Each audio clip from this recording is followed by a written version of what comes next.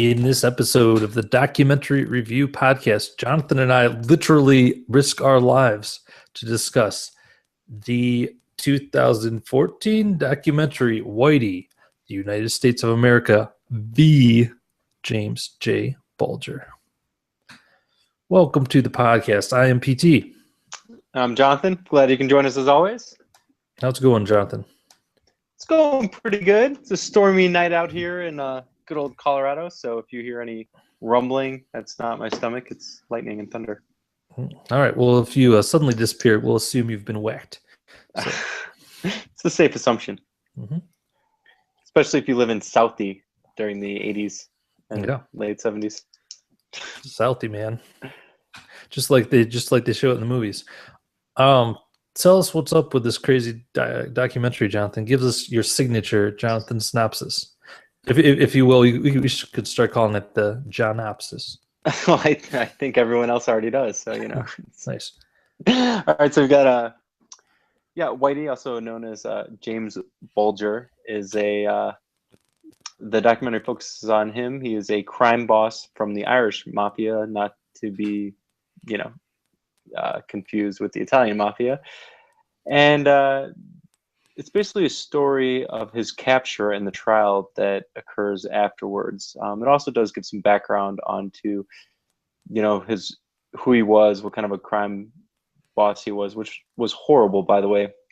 But where the documentary really kicks in is not so much, was he guilty or what were his crimes, but what was the involvement of the U.S. government, specifically the FBI and local police, keeping him out there. And really, does it matter, or how much does it play if you have a criminal like this as to who knew and who allowed it to happen? Is he more guilty than the FBI, or is the FBI more to blame for keeping someone like this on the streets? And it's basically kind of toys with that concept, taken from the point of view of the FBI, the criminals themselves, and the victims, and the families of the victims. So that's kind of where Whitey takes us. All right, good Johnopsis.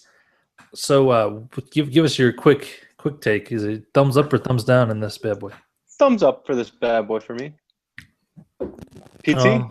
Yeah, I don't know. I'm still trying to decide a little bit. I guess I'll go a hesitant thumbs up. I was a little disappointed in this just because this was directed by the same guy who did Paradise Lost, the Paradise Lost documentaries, which are like some of my favorite documentaries ever. They're so crazy and awesome, and those are also about like a trial and crime and stuff. So I was like, ooh, I'm gonna be getting more of the same. But I didn't think this one worked quite as well as those, so I was mildly disappointed, but still pretty good, I guess. Yeah, I have to say I was really thrown off by this documentary in the sense that it was nothing like I expected.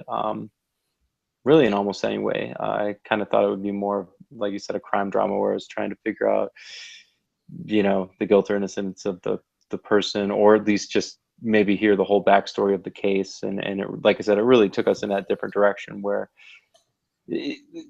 one thing that kept like occurring to me about the whole documentary too was like first world problems, like, which always drive me crazy. It wasn't even like, was he a murdering, vicious fiend that should go to jail? They pretty much right away are like, yeah, that's exactly what it was. And they're like, but maybe the FBI, was he a rat or wasn't he a rat? I was like, oh, that's like first world problems for criminals, I guess. Yeah, who gives a crap if he was a rat or not? It didn't change anything he did. I mean, certainly you could maybe make the argument that there should have been some more FBI guys and police guys that were on trial as well, but then make that the focus. Yeah, that's kind of my problem with it, is like I didn't really care about the rat part very much at all, and that's definitely a big focus. And like they tried to at the very end tried to be like, here's why this is super important, but I was still like, I mean, I guess, but right, like especially they because they opened pretty early with like a lot of crazy stories of the completely terrible things he did, and like stories from the victims and victims' families and stuff like that. And from then I was like, yeah, screw this guy, right, take him down. Right, and actually it was funny because there were definitely levels where I kept thinking more along those same lines, where at first it was like, oh, you see all these people telling the stories about him, and I'm like, well, I mean, this guy sounds pretty terrible, but let's hear his side. And then when you get to the first part of like the trial, which is fairly early on, he's like, yeah, well, yeah, I admit that I was basically a gangster and, did racketeering and did all these horrible things or whatever, but I wasn't a rat. And I was like,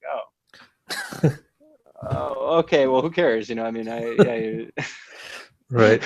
And then, and I think there was some other point later on when, again, oh yeah, and then the other point when it hit me more was like so he had this FBI handler guy who was kind of the key to know if he was really an FBI informant or not.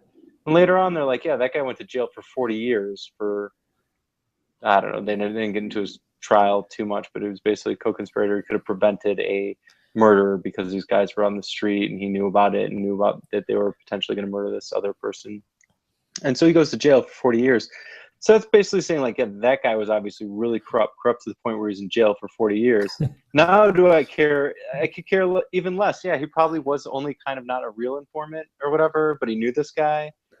Again, that seemed much lesser than did he really kill 19 people? And the resounding answer seemed to be yes, he did.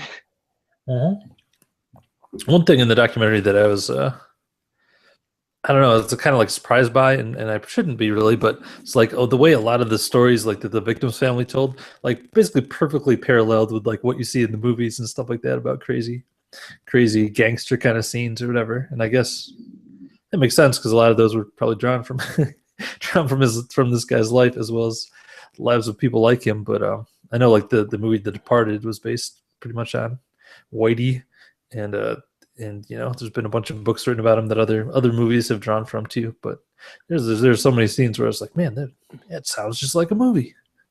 Yeah, I did notice that almost everyone interviewed on this documentary had written a book about this guy. It's like, wow, there have been a lot of books written about this guy. A lot of them it would say, whatever, so and so journalist, author of, and then it would list one or two books written on this guy. Right. Wow. Yeah. So, but kind of jumping around all over the place, but so one of the his Whitey's right hand man, which was Kevin Weeks, there is a scene where they're talking about one of the murder victims from Whitey, and the victim's wife tells a story where he basically went down. He was doing something. He went to a bar on the way home. He met a guy that lived right next door to him that he knew, and so he offers the guy a ride home from the bar. They get in the car, and at that point, the guy that this guy's friend that he's given a ride to is an informant. He is, giving information on these guys. So when they get in the car, they kill both of them. And they're interviewing Weeks, and they're like, yeah, you killed this other guy who they're like, was he a target? I think they asked him. He's like, oh, no. But, if you hang out with the gangster guy, that's, what are you going to do? Like, that's what you deserve. It's like, oh my God, that is the literally most evil thing I've ever heard a person say. Like, oh yeah, I killed that guy, but I mean, like, well, he got in the, he let that guy get in his car, so I mean, it's really not on me. It's like, oh my God, no, that's completely on you. You're a horrific human being. Yeah, no, there's been a few times in documentaries throughout my life where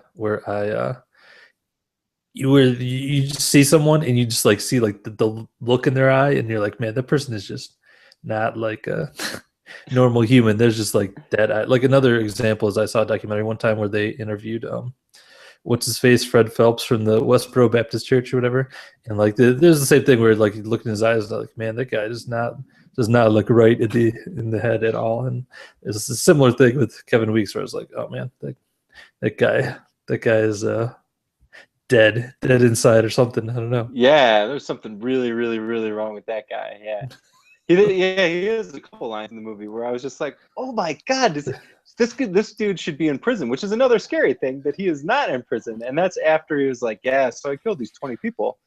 But if I give you a little information, will you let me out? And they're like, oh yeah, 12-year sentence, you're off an 8 with good behavior. I mean, yeah, it blew my mind. Yeah. Yeah, and there's guys in prison for like petty crimes that are third-time offenders that are in prison for 20 years, and this dude, Right. it's like a horrifically violent, like sociopath, and just walking around. Yeah. The parole hearing should have been, hold on, let me look in your eyes. Okay, no. Nope, no, sir. You know, we're gonna have to add a couple more years onto your sentence, buddy. Man, I'm a little nervous now that you mentioned he's out and about. I hope he doesn't He's out listen and to our about. podcast. And Yeah, he will probably kill us if he is. So, it's like, hey, they did a podcast. What are you hey, gonna do? what are you gonna do? What was I gonna do? I had to kill him. No. Yeah. The movie opens with that dude telling the story about his liquor store. How he started. That was a crazy story right off the bat. I was like, what is going on? Where he opened a liquor store and then just got like a knock on his door and his Whitey and his buddy being like, yeah, give us your liquor store. It's like, what? You could just knock up someone's door and make them give you your liquor store, I guess. Yeah, they can't work anymore, right? I don't know. I mean, I'm shocked that it ever worked. Right. I mean, that does seem unbelievable that it ever worked. That you could just like, because then that's exactly what he did. He's like knocking on his door. He's like, yeah, well, we own half your liquor store now. The guy was like, no, what are you talking about? And he's like, yeah, well, yeah, we own, we own half of it. And he's like, what are you talking about? And then he's like, basically put a gun to his head and then brought his little daughter down and was like, do you want her to grow up without a father? And the guy was like, oh shit. No, but I also don't want to give you half my liquor store. Are those the two options? That's right. Weird. Those are I would think calling the police would be option number 3. I don't know. Yeah, I don't know. I guess, man. Mafia. That's some messed up stuff. It is, and you know what? Here's the other thing that like I've never ever understood about mafia. So they have these insanely huge like cases they build that take decades against these guys. I mean, this guy might be maybe don't look at his because allegedly the FBI and everything was bought off, and that's why it was able to stay on the street for so long. But even without that, there was a what was it? Like a part where they're like, yeah, we watched this guy's garage. We watched him operate for 4 solid months. So it was like step 1 of their operation. Right. They had 2 guys in an apartment watching their garage for 4 months. And then they were like, well, after 4 months, there was so much overwhelming evidence, we could ask for a wiretap. It's like, oh my God, okay. So during all this time, these guys were committing violent crimes left and right all the time. It's like the police seem to be able to arrest, guys with a joint all the time really easily. Can't they like just as easily arrest them for just 2 or 3 of these little crimes along the way? Why wait 20 years and build up this massive case where like, we know you killed 30 people? Why can't you just be like, oh shit, that guy just killed someone. Let's arrest him and put him in jail. Yeah, that's a fair question. I mean, like in general, I would assume from my experience, my vast experience watching The Wire, that that they would want to like build a case and get the higher up guys and stuff like that. But I don't know. It seemed like they were all kind of just hanging out of that garage. Right. And it seemed like he was like a hands-on guy, it wasn't like he was like, you guys go out and do some dirty work. He was out doing dirty work all the time.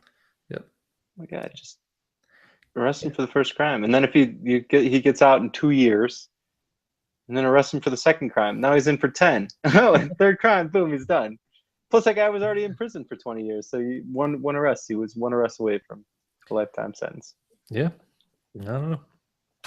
They those another like straight out of movie scene when they finally got the wiretap on that place, and like right away when the guys walked in the next day, they're like, oh yeah, the state police are doing a great job, aren't they? They're like, son of a, they know we've got a wiretap. Yeah, that's pretty impressive. Again, the other frustrating part was like, so they knew right away that there was a leak or whatever that someone had obviously tipped them off at the very first day they put a wire in there. They were like, oh yeah, hey guys, thanks for the wire. All right. And apparently nobody was like, man, we should really like investigate this, or yeah, I don't know. Apparently like I don't know if you believe the people, the mafia guys, they definitely made it sound like there's more police officers and stuff like that on the take than we're not. The one guy was saying that they would basically bribe every law enforcement person that he like ever would come in contact with. So, I think there must have been something to that. That if especially because the one it was funny because the one officer that got like was given such a hard time, the one FBI agent that mm, kind of came in and was like met Whitey for the first time, was like, oh, this guy's an informant, we should put him on our list or whatever, and then he got a ton of heat for that. And then later on when he testified at the trial years later, they totally came down on him, and it's like, man, it seems like that guy was right. Maybe it's I don't know. right. Yeah, one thing that, and this is getting pretty spoilery, I guess. Although I watched this movie with my wife, and she watches the news a lot and stuff like that a lot more than I do, and she was definitely like followed this trial like fairly closely, so she definitely knew everything that was going on. It was giving me like little insights and stuff. But That's cool. yeah, but well, one thing that kind of floored me towards the end of the documentary was the way basically like every one of these guys like turned and ended up being a rat or whatever, and like testifying against each other, and they all had their little rationalizations for why they were doing it or whatever. But yeah, they were all testifying Yeah, against each other basically. yeah, no, that totally blew my mind. Where it was like, oh yeah, and especially the one guy was like, yeah, we killed tons of people for being a rat. Then like, little did I know I was working next to the biggest rat ever, talking about Whitey. And then he was like, but you're being a rat right now. That's exactly what you're doing, dude. You can't. Yeah, all of them were. Every single one was. Yeah, except for Kevin Weeks, that dude's a stand-up guy. I love him. Right. He is. Yeah, he was. He was like, again, that guy is just like something else. Where it's like, he's like, yeah. So of course, they told me they'd give me a deal, so I turned and I ratted everybody out. And then they're like, does anyone ever call you a rat? And he's like, no, not to my face. And if they ever do, then I'm gonna go beat the crap out of them. It's like, well, it's like you are a rat, dude. Oh, dude. Exactly. I disagree. Yeah. That was funny. The way he told that story was like the police played the trick on him that you see in every every police movie ever, where they're like, yeah, we got your buddy in the other room or whatever, and whichever one of you testifies first is gonna get a sweet deal. Yeah, that's exactly what they did. And he was like, I'm not going down for that guy. I'll write him out. Oh boy. Yeah, that guy's out. I wonder what he does now. Probably. Oh yeah, didn't they say he got a whole bunch of money for a screenplay deal or something like that? Or yeah, that's right. Yeah, that's right. Oh, good. So at least he's out of jail and he has a ton of money. So that's good. Justice system nailed it. Justice is served. Another thing that is totally not a focus of the documentary at all, but it was interesting to me, and I would love to have more information about, was the whole thing about how up until, I don't remember the year, but up until the 60s, sometime in the 60s or something, the FBI's stance was that the mafia did not exist. Yeah, that was a big thing. It's pretty interesting. Yeah, no, I knew that was like a big deal or whatever when they finally got the first guy to admit there was a mafia or whatever. Yeah. It was all cloak and dagger. And yeah.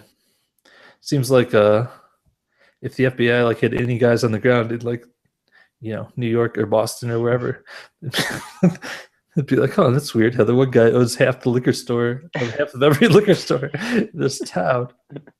Right. Well, maybe I see. I think it would just be harder to do now. But I mean, maybe back then, there was just a ton more corrupt FBI guys and police guys, for that matter. I mean, I'm sure corruption had to be way more rampant. And for some reason, it just seems like in the digital age, that would be so much more difficult, because it's so easy to set off a red flag. You can't just walk into a car dealership and be like, yeah, I'll take a $50,000 car and pay cash when I make $60,000 a year as an FBI agent. Right. Right away, I guarantee somebody notices that. Or maybe you could do it once, but even then, you drive that car to work and everybody would be like, nice ride. Would you win the lottery and all that stuff? I think it would just be and it's so much easier to trace everything. So I would think that it's a lot harder to be corrupt. You wouldn't be able to actually spend the money, and maybe not. Maybe the FBI and law enforcement's ultra corrupt right now, and I'm just naive. Yeah, who knows? I don't know. Yeah, not me. The only person I trust is Kevin Weeks. That's it. I'd let that guy babysit my kids. I think it'd be fine. Totally. Totally. All right, so we're getting deep into spoiler territory now, but man, late in the trial, one of the witnesses dies. Right. That was Stephen Shocking Rakin. moment. It's like, what? Yeah. That was absolutely insane, and he was such a nice guy, or at least he, I mean, I guess I didn't know him, but he, Right. they interviewed him quite a few times, and he's got this buddy, and they're going to the trial, and he's super excited to see or to testify against this guy. He was the guy. He was the first story that was the guy that was terrorized by Whitey, and yeah, and then what a weird chain of events, because then they're like, yeah, we don't need you to testify, so he doesn't have to testify. And then that day or the next day, he is killed. Yeah, and there's a little like postscript thing at the end that was like the investigation found his death was completely unrelated to the trial, and he'd been poisoned by a coworker. Yeah, was it? Yeah, a coworker, or business partner. Yeah, like business associate or something. Business associate. Like, man, that either like it did have something to do with the trial, or man, that guy's into some stuff or something. Right. He does not choose his associates well. Right. Or maybe just you don't want to live in South Boston. I don't know. I haven't been there, but it certainly didn't seem like a good place by the time I got done watching this. Yep. Although the accents are pretty cool. Yeah. And I think it's better now. I would assume. I would hope. I think that been gentrified a bit. Yeah. Kill a lot less people nowadays too, I think. Right. What was I just going to say? How do you feel? I was a little curious at the end when they were like listing off his different murder victims and being like guilty or not guilty. How do you feel if you're the one person who's like whose relative died and he like gets off on your murder, but he's still going to jail for life, but yet everyone else is like, he's been convicted of their murder, and your loved one is not, their case is still unsolved. How do you feel about that? Does it bother you? For me personally, I'd be like, whatever, that wouldn't bother me at all. I mean, like, yeah, I'd just be like, yeah, I'm not the kind of guy that would hang up on those stupid details. Like, I'd be like, well, all three of the guys that potentially could have killed, my loved one or relative all went to jail, and they're, one way or the other, their penalty, I guess, wouldn't bring back my loved one. So I'd be like, whatever, screw them. They're all a bunch of jerks, and everyone knows it. They kind of there was no justice for anybody there, because like there's only one guy in the gang that actually got any real jail time. I mean, not that 8 years or 10 years or whatever that one guy served wasn't real, but it certainly didn't fit the crime. And then like Whitey, yeah, whoop-de-doo, he finally gets sentenced at 83 years old when he's got like a year or two left to live. It's like, oh, yeah, no, that's not justice at all. He got to live his entire life free, and then he's just going to spend his last year or two in jail when he kills like young fathers and stuff like that, and women. It's like, no, no justice there. I mean, whatever. If he gets convicted of my loved one's murder or not, screw it. No justice has been done. He's got to move on. Nice.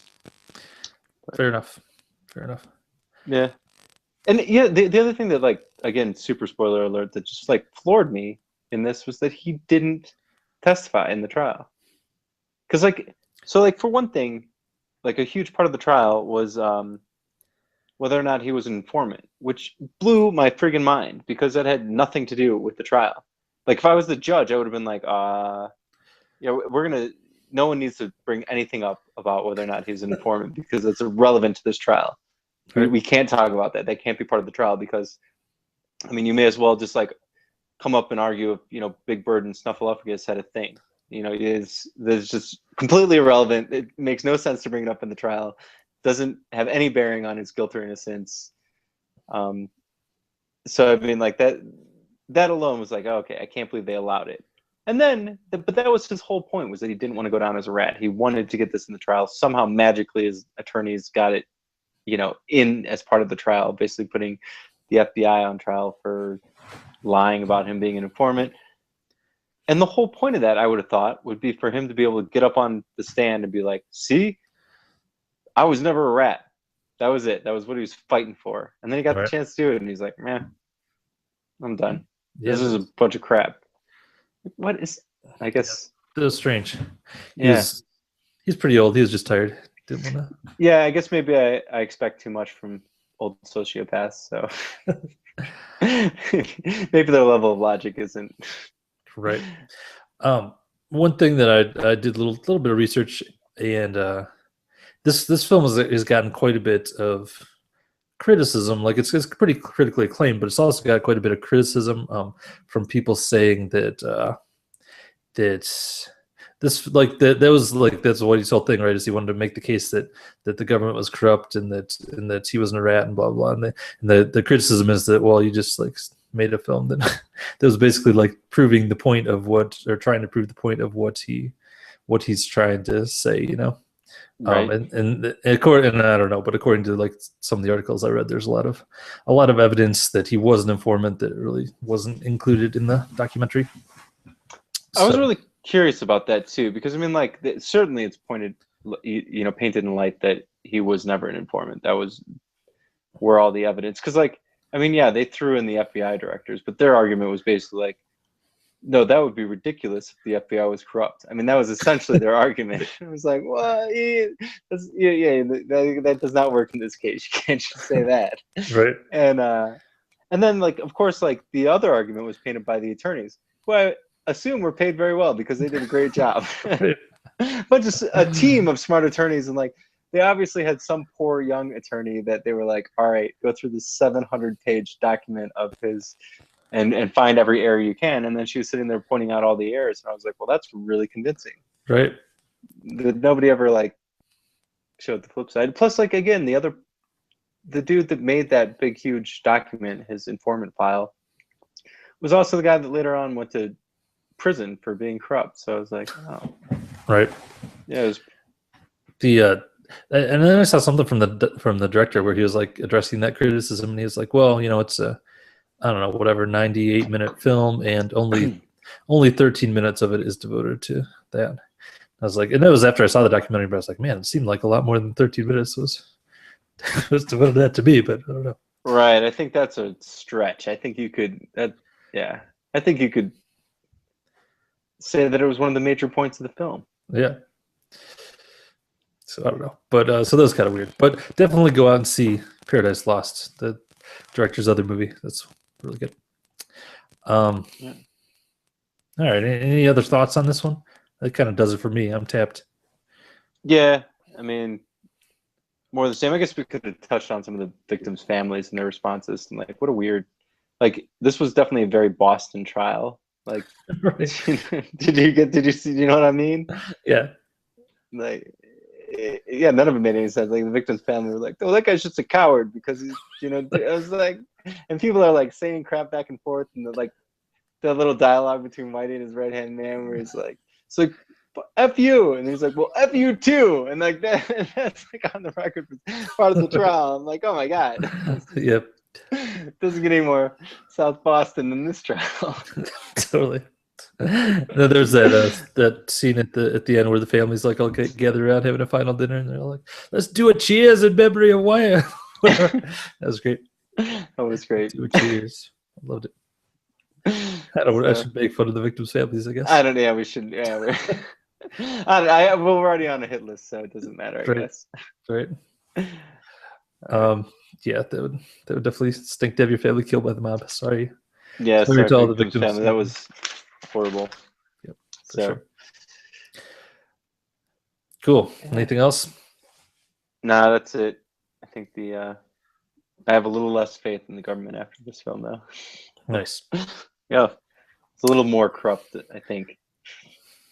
I have the feeling that the government is probably corrupt, but the whole situation is a little too, like, I don't quite care about it. Like, I'm like, yeah, they're probably corrupt, but I don't have too much feelings on it one way or the other. Yeah, me neither. Because I mean, like, obviously, like, it doesn't exactly shock me that, you know, a bunch of struggling white collar Americans will take bribes. I mean, Right. if you're it wouldn't seem like such a big deal if you're a Pizza Hut manager, because who's really going to get hurt by anything you could potentially do. Right. Seems a lot worse when you're an FBI guy, but I don't know, I'm sure their kids need braces too. What are they going to do? Obviously, they're going to take bribes and be corrupt. I guess so. All right. How many stars are you going to give this bad boy? I'll give it 3. Okay, cool. I'll Put it on give the it, positive side. Yeah, I'll match your 3. I'll give it 3 as well. All right. No, there you go. No need to question it. Anyone out there? It's a 3-star documentary. It's unanimous. Problem solved. All right, so if you want to watch Whitey, go check it out on Netflix. I think it's worth a watch. Yeah. That will do it for that. Are you here next week or not here next week? I will be in Florida, right. in the land of Disney. Cool. So, actually, in the world of Disney, but who's counting?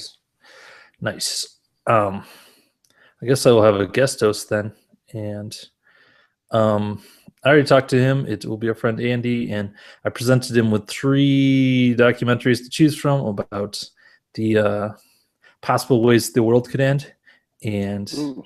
I don't remember what the options all were, but the one that he selected was Countdown to Zero, which is about the nuclear threat, and not a hot topic of conversation anymore, but according to this documentary, still a very real danger. So we'll watch that, and Jonathan, if you wanna watch it and check in with us, feel free. I'm a little excited about potentially being a viewer for the Nice. next deck. So I will have to try and catch Countdown to Zero prior to leaving, which I will be doing this Friday morning. But if I get a chance between now and then, I will definitely check it out so I can follow along and apparently text, because we don't really have a way to take viewer comments while we go, I don't think. So we'll work on that, viewers. Yeah, well, you can just comment on the YouTube video of yours. Oh yeah, I can do that. Yeah. So yeah, and maybe maybe make a little documentary yourself while you're at Disney, Jonathan. Bring it back. There we go. You can view it. All right. So if you have anything to say to us, you can shove it. No, I'm just kidding. If you have anything to say to us, email us feedback@documentaryreview.podcast.com, or comment on our YouTube videos. So we'll see it either way. And that'll do it for us. Thank you for watching. I'll talk to you next week. This is PT. Keep it real. I'm Jonathan, and I'll see you in 2 weeks. Take it easy.